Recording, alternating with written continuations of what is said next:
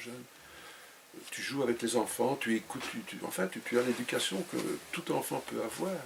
Mais quel est le personnage qui t'a marqué dans la prime enfance?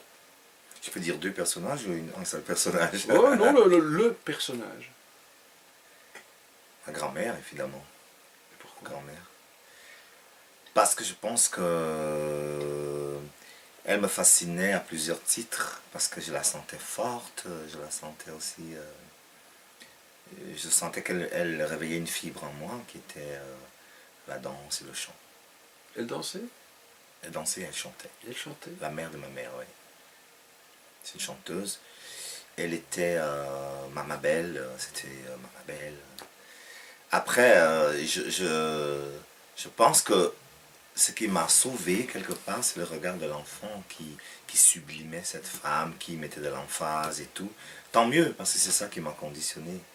Donc c'est une femme qui a vraiment impacté ma vie, parce que je pense qu'elle a aussi utilisé ce que les Africains ont de plus fort, quoi qu'on en pense, c'est l'oralité.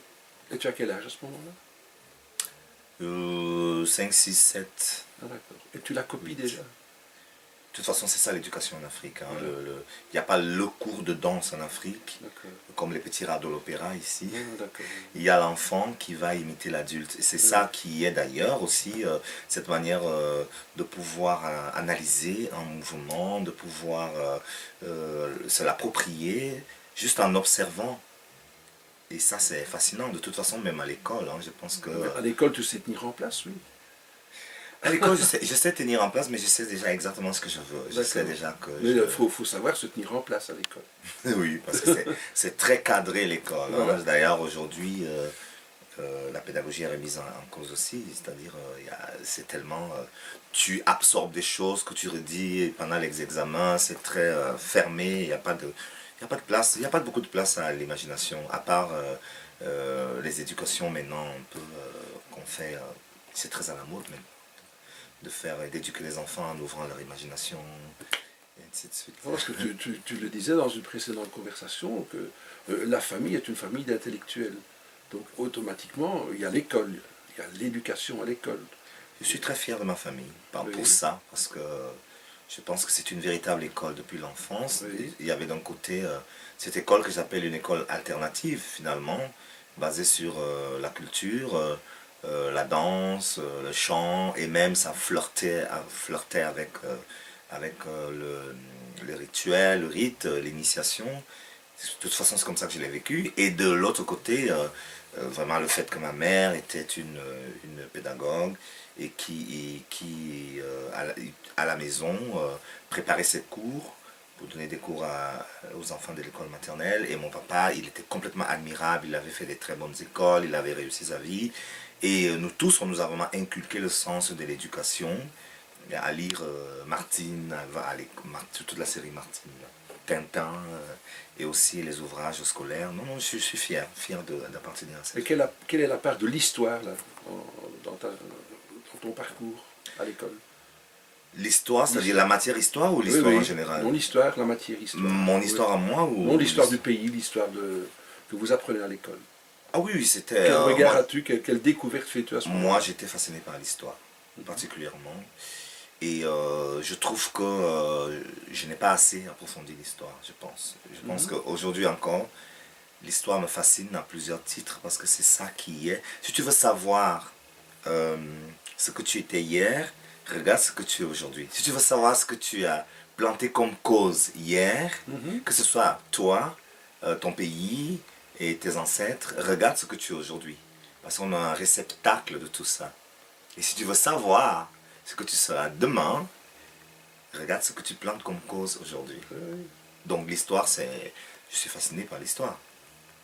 Parce qu'on n'est pas assez attentif à l'heure actuelle à l'histoire en question. Ici, donc, nous sommes en Belgique, aussi bien sous la France, la Belgique ou l'Hollande. Bon, c'est l'histoire de Rome.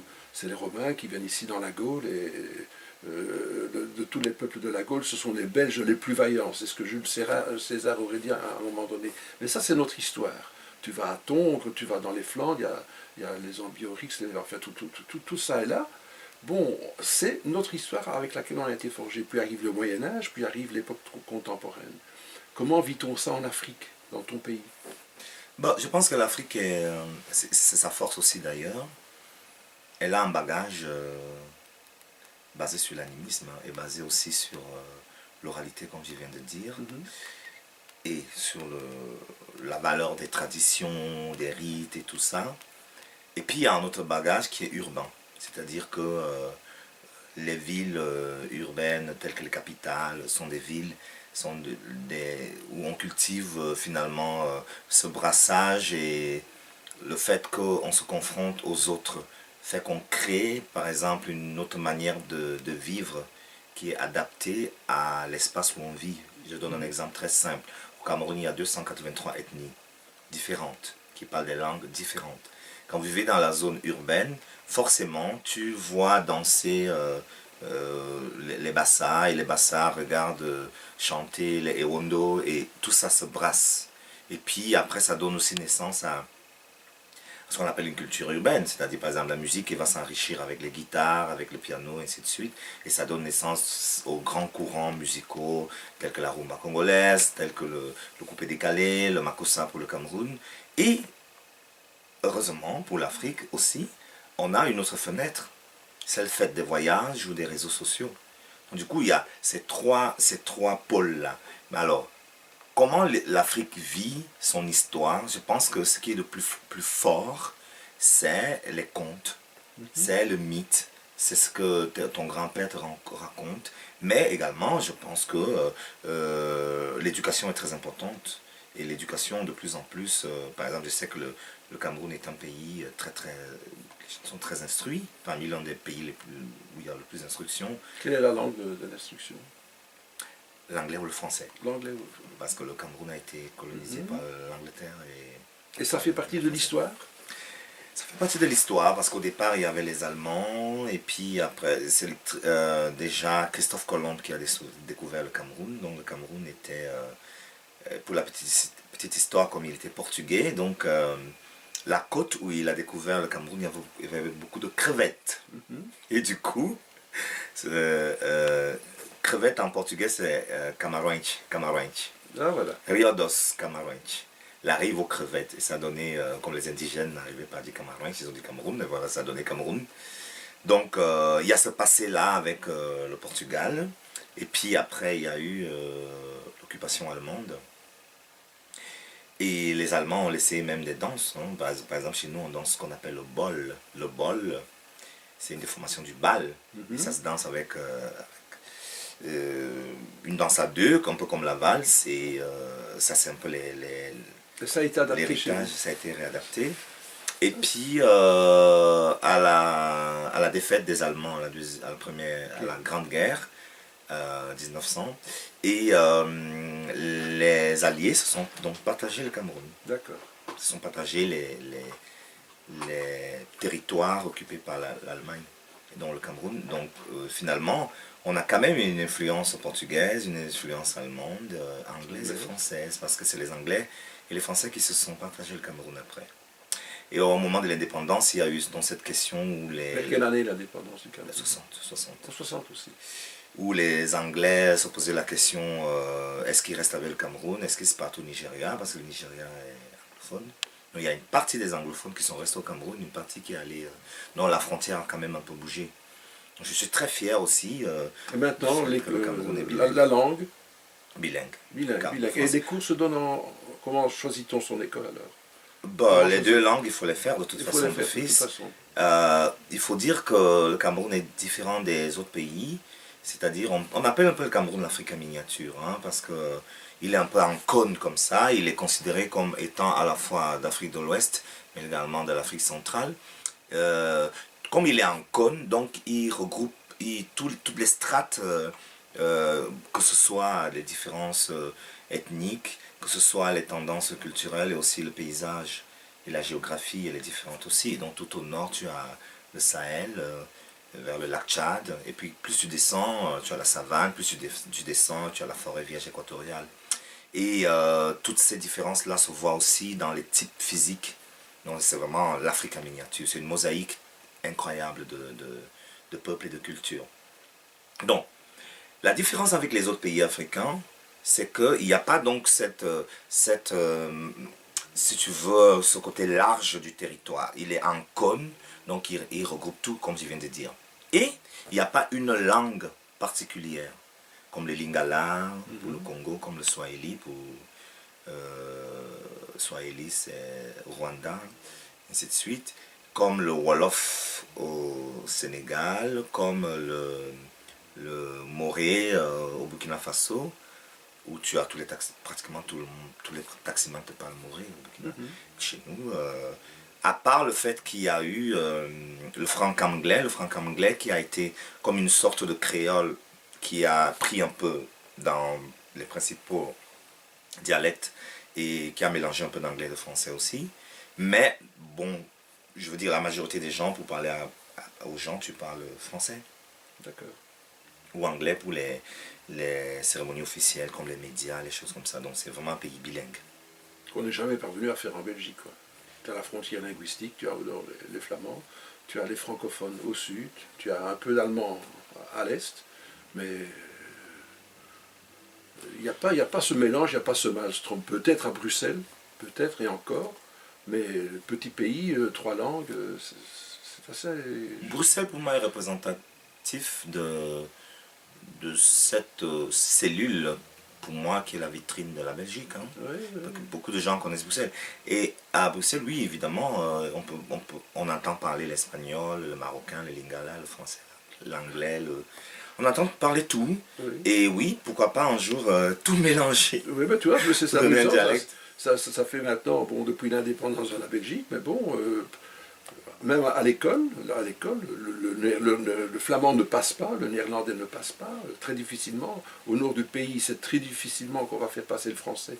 On va, je veux dire, donner priorité à l'anglais, ce qui est un paradoxe encore une fois. Donc, ça, c'est assez spécial en Belgique de voir un petit peu la séparation de ces langues. Moi, je vais peut-être paraître politiquement correct, mais je pense que je devrais apprendre le néerlandophone. J'ai décidé cette année de le faire. Parce que je pense que la réalité de ce pays, il y a deux langues. Oui, 3 langues avec l'allemand et puis tout le reste qui je parle un tout petit peu allemand parce que j'ai étudié l'allemand à l'école comme troisième langue. Mais je pense que il y a moyen de cohabiter. Je suis sûr que la Belgique est un modèle pour beaucoup de pays. Hein. C'est un pays où on peut même vivre sans gouvernement. C'est un royaume. Alors, on revient là où on était, avec cette admiration pour la grand-maman, pour la grand-mère. Et encore une fois, donc, tu as dit, tu es attiré par le personnage, parce que le personnage, c'est la culture, c'est la musique, c'est la danse. Et tu commences à la copier peut-être, tu la regardes. Quand est-ce qu'elle a un regard sur toi pour dire hé la gamin, ça c'est bien. Oui, moi comment ça se passe? J'ai vécu une scène très forte où il y avait donc cette danse au village. Et puis, elle a porté ce regard très fort sur moi et en disant d'une manière très très convaincue que je serais danseur. Bon, ça se résume à ça. Et tu le sentais déjà en toi, ça? Au moment où elle me l'a dit. Au moment. Au moment où elle me l'a dit, j'ai vraiment senti comme si je recevais une onde de choc. C'est fou, hein? Les adultes, on doit vraiment les écouter, se dire que ce qu'on dit aux enfants est très important. C'est très important. C'est très important. Les enfants, ils entendent. Donc, même les bébés entendent. Elle te met une révélation. Elle me met une révélation et je me rappelle aussi qu'un jour, en partant du village, je crois que c'était la dernière fois que je l'avais vue, elle me disait au revoir comme ça. Et bien cette image-là est restée vraiment dans ma tête.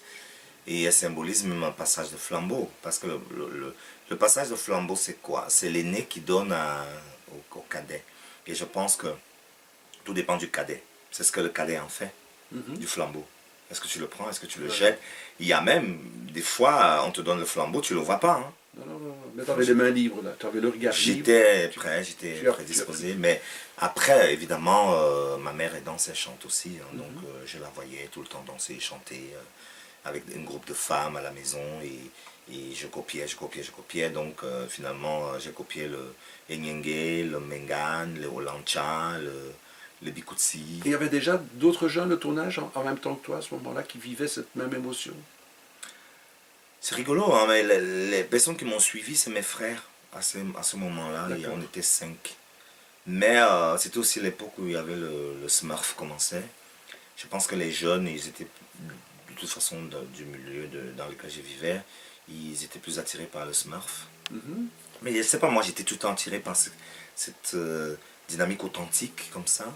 Et il y avait aussi, il n'y avait pas encore vraiment au départ, la télé n'était pas vraiment divulguée, mais les personnes qui étaient de très bonnes familles avaient la télé, une télévision, avaient une magnétoscope aussi, et pouvaient donc voir le Smurf ou Michael Jackson.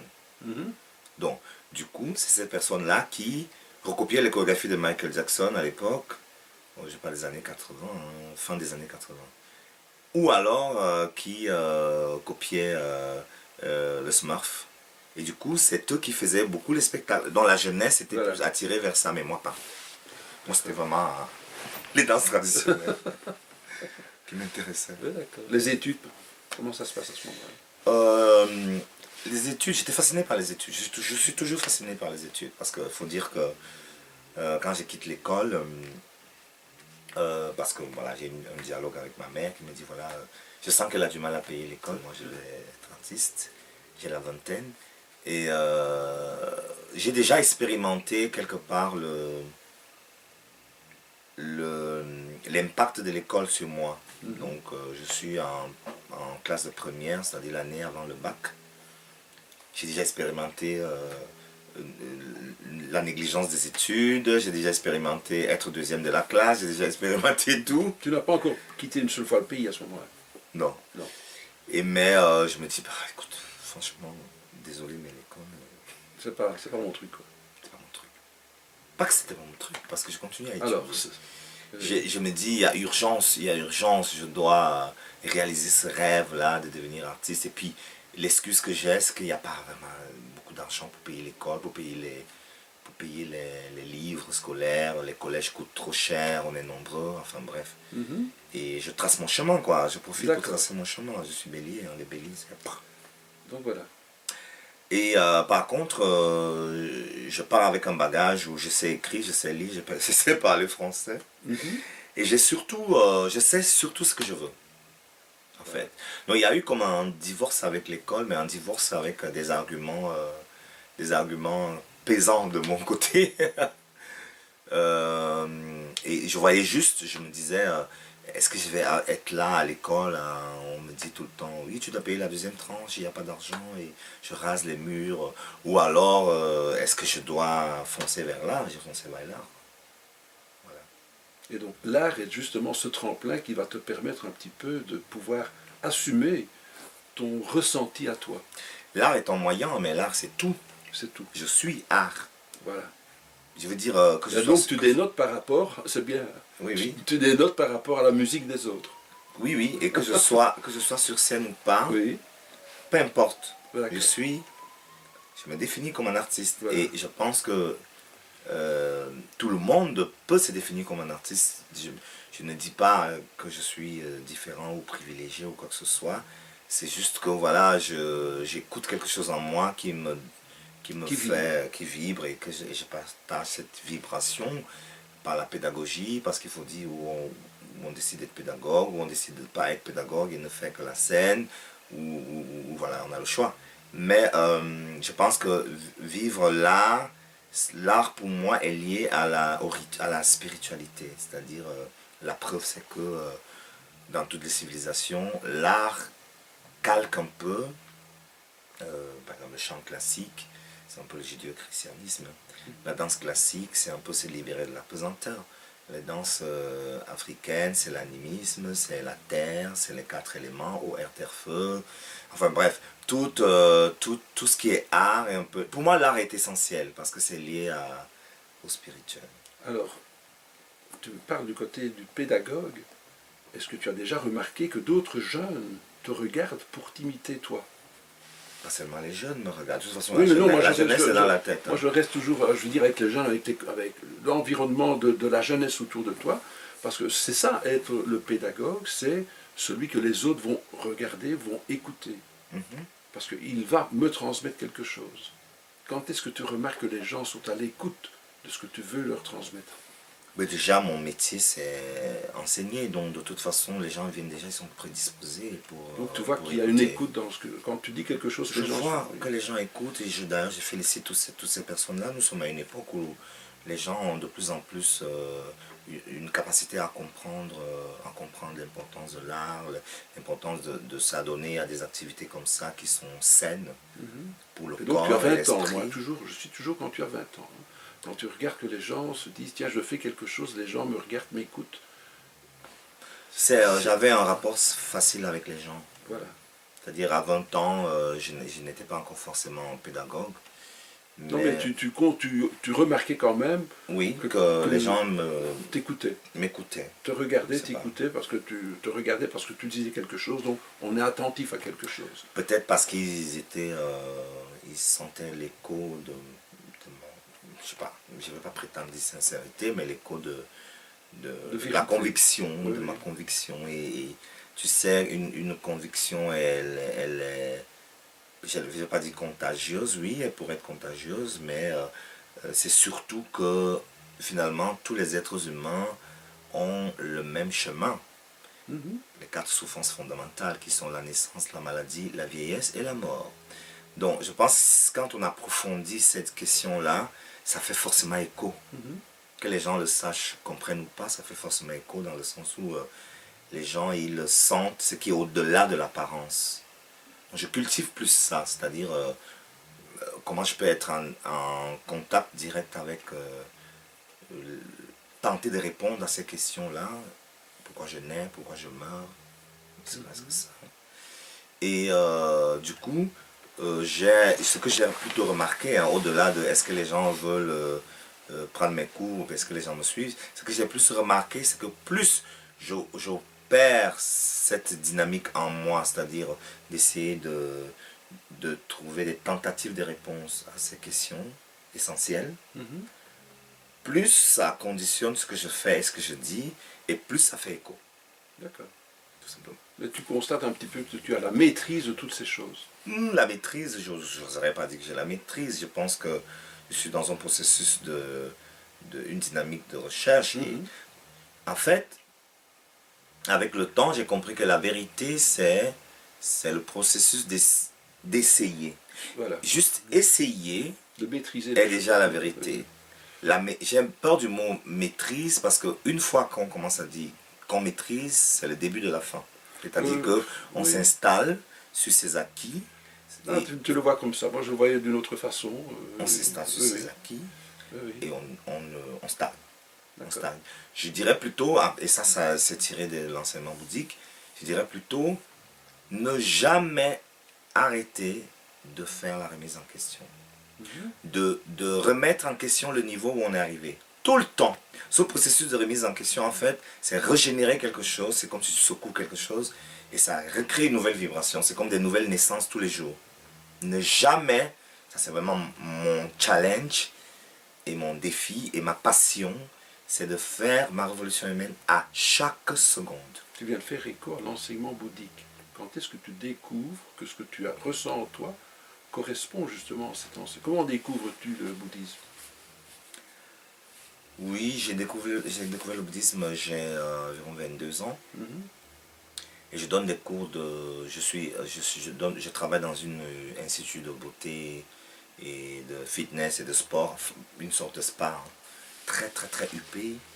Et là, j'ai une cliente qui est d'origine allemande, mais de nationalité américaine et qui est diplomate. Et au moment où je lui donne des cours, je constate qu'elle est très forte avec ses jambes et très faible avec ses bras. Et je lui demande. Alors elle me dit. Oui, mais c'est parce que dans ma prochaine vie, je serai danseuse. Bon, les danseuses classiques, elles sont fortes aux jambes et les bras sont souples. Moi, tu me parles de ta vie. Quand elle m'a dit ça, mes antennes ont fait tec. Et elle a dit, tu veux savoir plus, viens chez moi. Je suis allé chez elle, donc elle m'a expliqué, voilà, que le bouddhisme est un enseignement qui te permet. Elle a donné une image très belle que j'ai toujours retenue. Elle a dit, il y a l'humain sur Terre, il y a le nuage, et au-dessus du nuage, il y a le soleil. Le bouddhisme, c'est ce qui te fait fondre le nuage. Et le nuage, c'est nos doutes, c'est nos peurs, c'est notre auto-critique, tout ce qui est, bref, négatif. Et le soleil, c'est toucher, c'est nos rêves, c'est notre éveil, c'est notre bonheur, notre joie. Et elle disait qu'on peut faire une action pour faire fondre le nuage. Et bien cette action, c'est donc quand on psalmodie la phrase bouddhique. Donc, elle te fait découvrir ça. Elle me fait découvrir ça et j'ai dit, c'est ça, c'est mon truc. Parce qu'en fait, ça te positionne en responsable en fait de la situation et ne pas confier la responsabilité ou ne pas confier tes malheurs à une entité quelle qu'elle soit et ne pas confier ton salut à qui que ce soit et ne pas mettre qui que ce soit entre ton bonheur et toi-même. Ce sont les protestants qui avaient beaucoup au Cameroun à cette époque-là. Il y a protestants, il y a catholiques. Et à la maison, c'était quoi il y a musulmans, il y avait une religion. et animistes aussi. Et il y a la religion à la maison, c'est protestant. Protestant. Donc il y avait une croyance dans quelque chose. Ah oui, la foi. Oui. La foi, j'ai connu ça par ma grand-mère aussi. La foi, j'ai connu ça par ma mère. Ma mère est une très très grande croyante et je pense que c'est elle, je suis devenu bouddhiste aujourd'hui, je dirais grâce à elle, parce que j'ai appris à cultiver la foi et l'entraînement spirituel. Alors, évidemment, tu découvres cette religion. Est-ce qu'elle va te permettre de pouvoir surmonter certaines émotions intérieures que tu as? Et quelles sont ces émotions intérieures dont on n'a pas encore parlé ici? Le bouddhisme est un enseignement qui te permet en effet de braquer des torches vers toi-même, de braquer des projecteurs vers toi-même et d'observer ton cœur. Et le cœur est très subtil. Je pense que tout part du cœur. Un petit exemple que j'aime bien et qui a été démontré par l'une des personnes qui est pionnière de ce bouddhisme-là, qui s'appelait José Itoda, il dit « On a vu juste l'effet de la bombe atomique. » Et bien, par adéquation, il te explique que la bombe atomique est la matérialisation de la graine du mal qui naît dans le corps de chaque être humain. Et tu comprends, comme ça, comme un écho, qu'en fait, ce qui doit le plus faire peur, c'est la naissance de cette graine de discrimination, une graine discriminatoire dans notre cœur. C'est-à-dire, au moment où on commence à voir l'autre comme différent de nous, c'est le début de la guerre. Parce que, après, je sais que chacun d'entre nous, on a déjà vu l'autre comme différent de nous. C'est-à-dire, chacun de nous, on a déjà eu envie de, à une occasion ou une autre. Donc, ça veut dire que chacun d'entre nous avons quelque part cette graine de mal. Mais, chacun d'entre nous également avons une graine du bien. C'est comme deux graines. Et tout se joue sur laquelle va prendre le dessus. Ou alors tout se joue sur laquelle on cultive.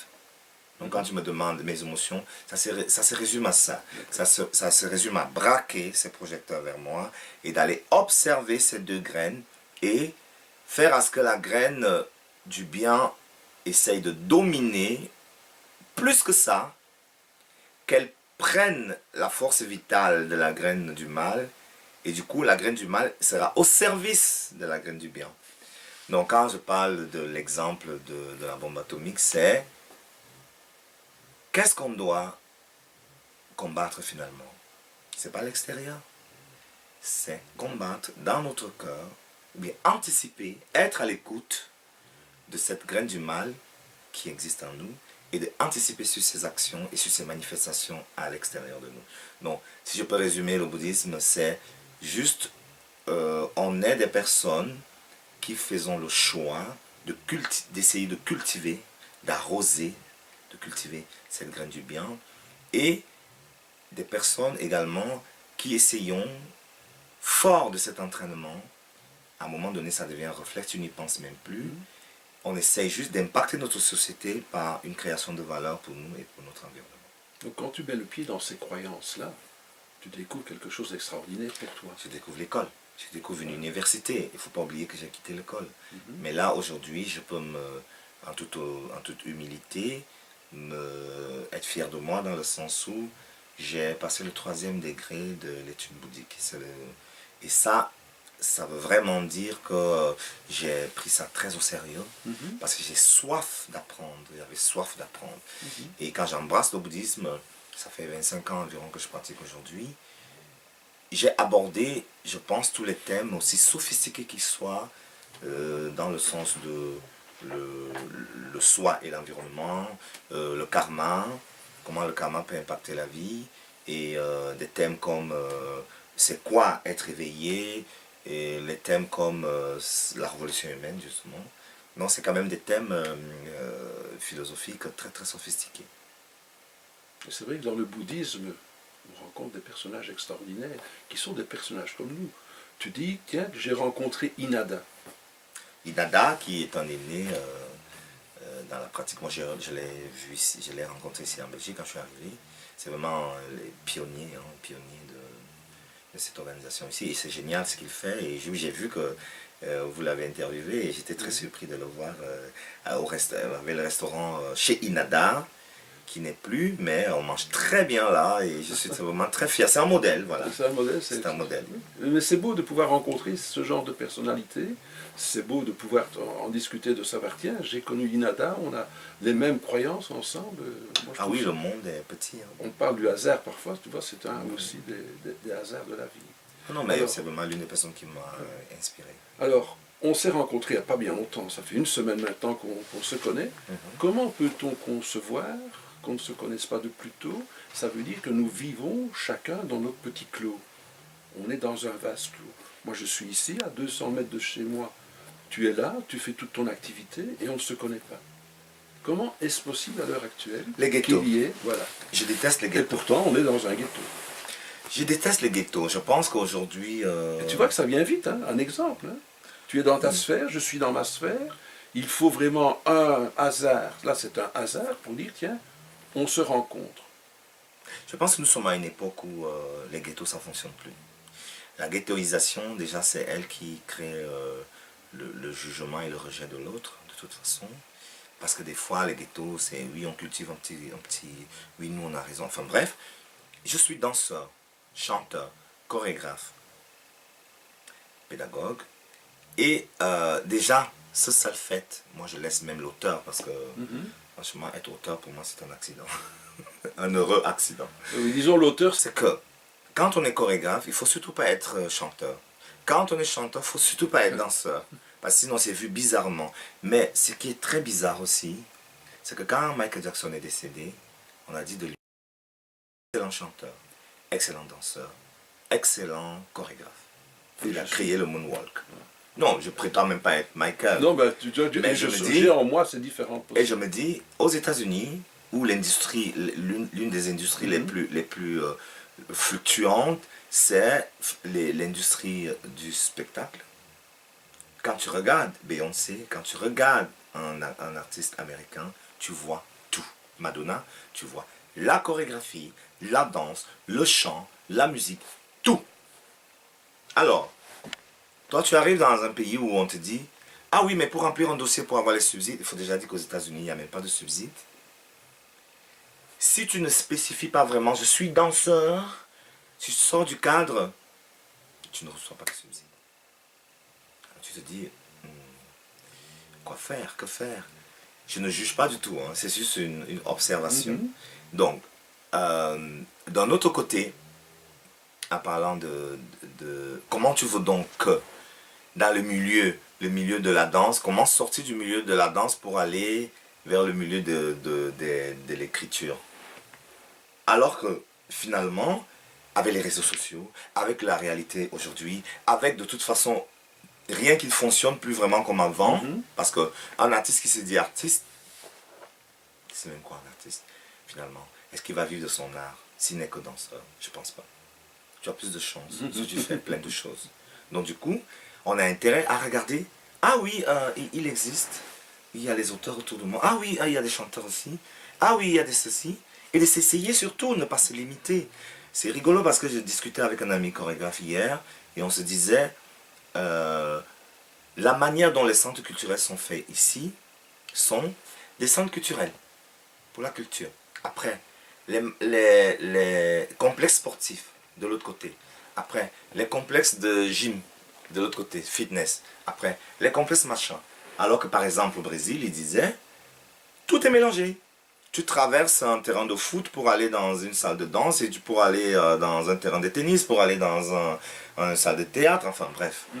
Je veux dire, je pense que la leçon qu'on doit tirer aujourd'hui, quand je parle de décloisonner, déguétéiser, c'est d'observer qui est notre voisin. Je parlais de l'écoute tout à l'heure, de dire, ah oui, il existe. Oui, oui. Donc, le fait juste que j'ai écrit un livre, fait que je suis là aujourd'hui. Voilà.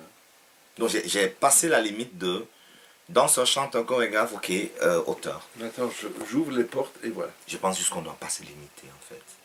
Je pense, hein, d'après mon expérience.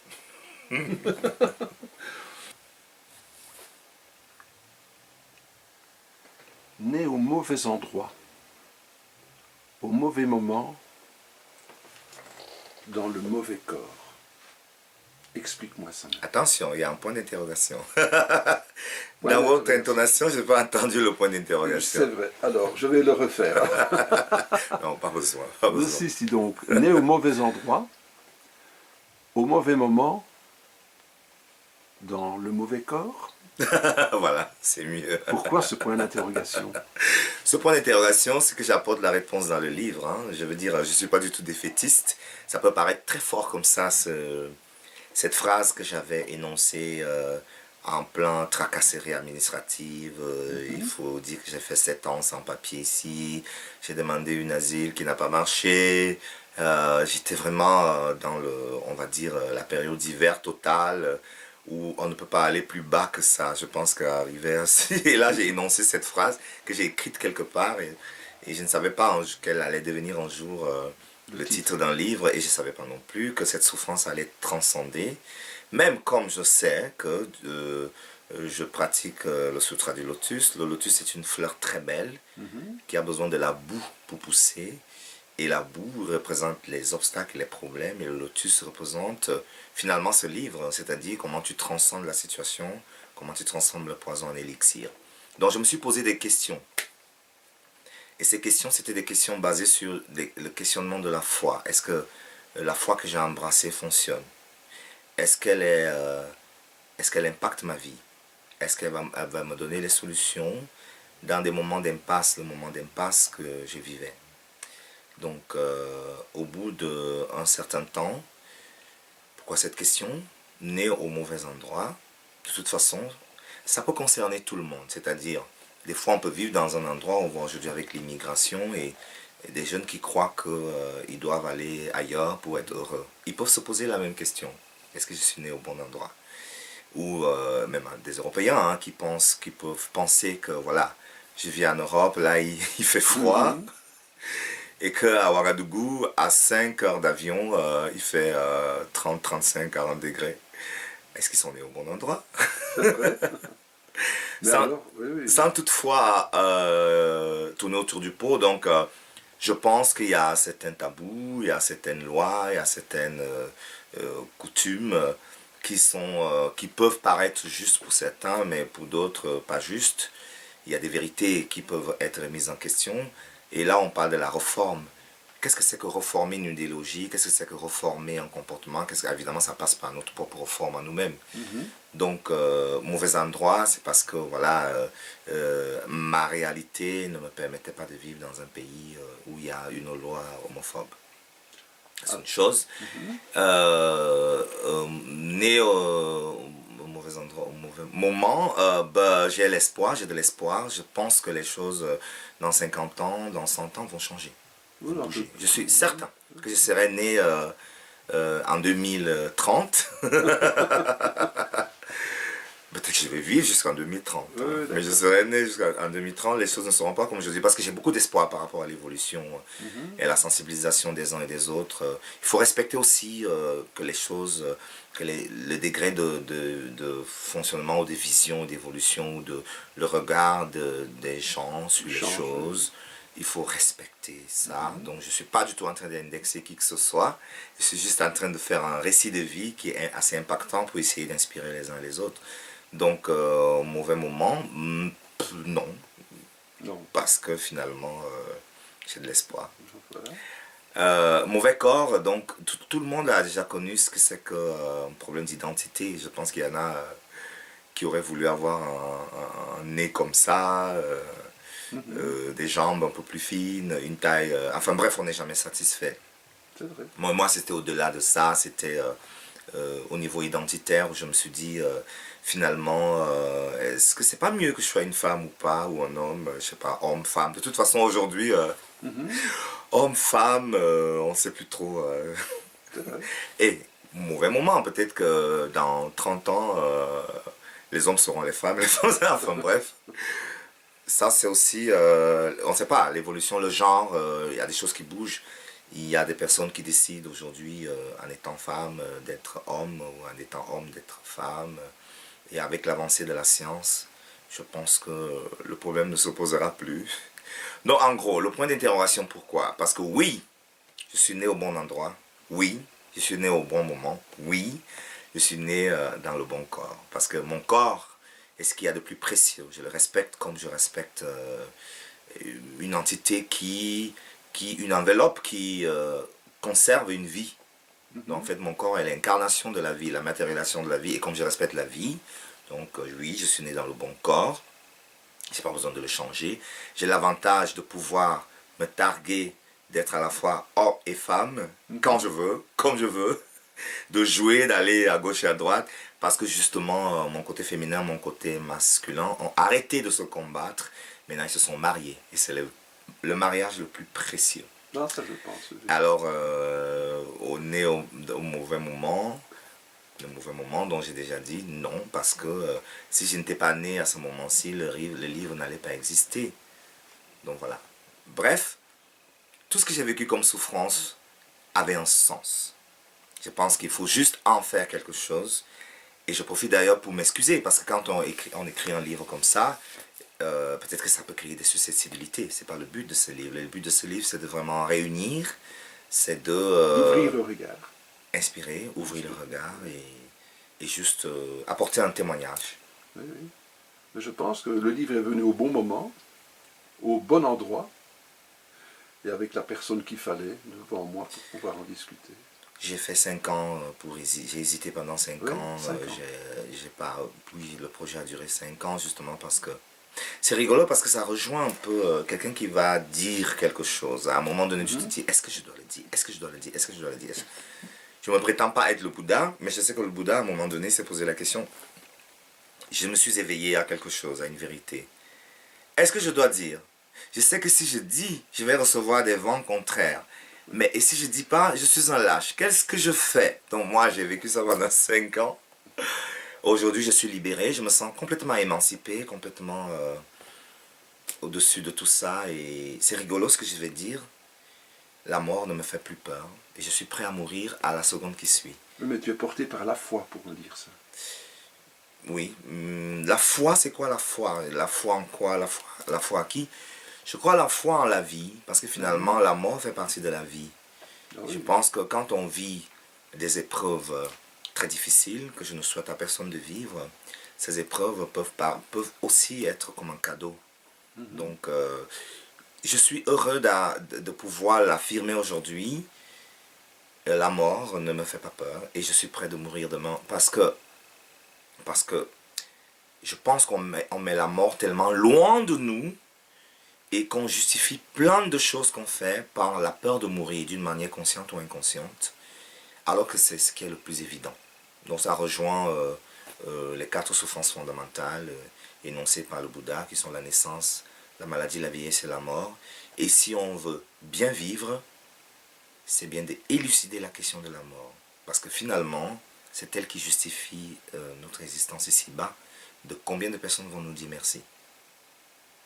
Alors, arrachons un peu les danseurs aux étoiles, remettons-leur les pieds sur terre. L'auteur ou le danseur? Le danseur. Quel est ton ou tes grands projets pour les mois à venir? Bah, je dois sortir un single parce que je suis chanteur aussi. Oui. Un single dans les mois à venir. Je me dois également d'accompagner la sortie de ce livre parce qu'évidemment, je sens que j'ai des épaules assez solides pour ça. Donc on va te rencontrer à la foire du livre. À la fois du livre le 15 février.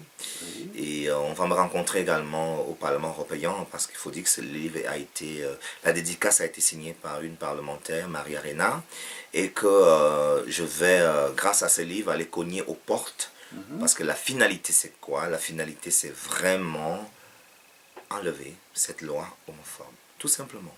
Pour que les gens vivent un peu plus mieux et que les gens puissent s'exprimer librement. Même si ça va durer 1 an, 2 ans, 3 ans, 4 ans, 5 ans. Mes projets d'avenir, je pense à un livre aussi. Je pense à un livre. Et je profite pour dire merci à Gérard. Gérard Adam, donc des éditions Gérard Méo. Adam des éditions Méo qui m'a ouvert cette porte de ma vie, qui m'a vraiment fait un cadeau, une fleur. D'un livre intemporel, qui ne sera pas un livre de mode, qui sera un livre qui va pouvoir durer et pouvoir transmettre ce message, évidemment. Ouais. Comme tu dis, il va être un beau porte-étendard. Je n'ai pas eu de bébé, mais j'ai eu ce livre. Et Voilà, qui ne mourra jamais. Je ne mourrai jamais, je suis éternel. L'éternité de la vie. Alors, mes projets également, c'est, oui, continuer à donc échanger la pédagogie avec des jeunes danseurs du Burkina Faso. J'y vais de temps en temps. Il y a une trentaine de danseurs qui se forment pendant 3 ans. Et également, mon projet imminent, oui, c'est donc de me mettre à de nouveau à l'écriture. Et le fil conducteur de l'écriture, ce sera Ben, je ne vais pas le dévoiler. Non, mais parce que tu parles toujours de spiritualité, c'est un livre sur, je vais dire, tes réflexions, c'est un livre sur l'art ou les arts que tu pratiques. Non, c'est à ce niveau-là que En fait, il y a 2 projets. Il y a un projet qui est plus porté par des personnes qui prennent mon enseignement, qui veulent faire vraiment un recueil. Ils voulaient déjà associer ça à ce livre, mais on ne pouvait pas mélanger. Un recueil pédagogique, vraiment condensé. Mais ce que moi je vais faire comme projet de livre, le prochain, c'est vraiment une réflexion sur la vie. D'accord. Eh bien, Zam, je te remercie d'être venu pendant de longues minutes qui sont... On pourrait rester des heures à t'écouter, à partager, à causer. Et je te souhaite beaucoup de succès avec cet ouvrage des éditions Méo. Willy, c'est moi qui te remercie de m'avoir accueilli dans ce cadre magnifique. Ah, ben merci aussi. Content de t'avoir croisé.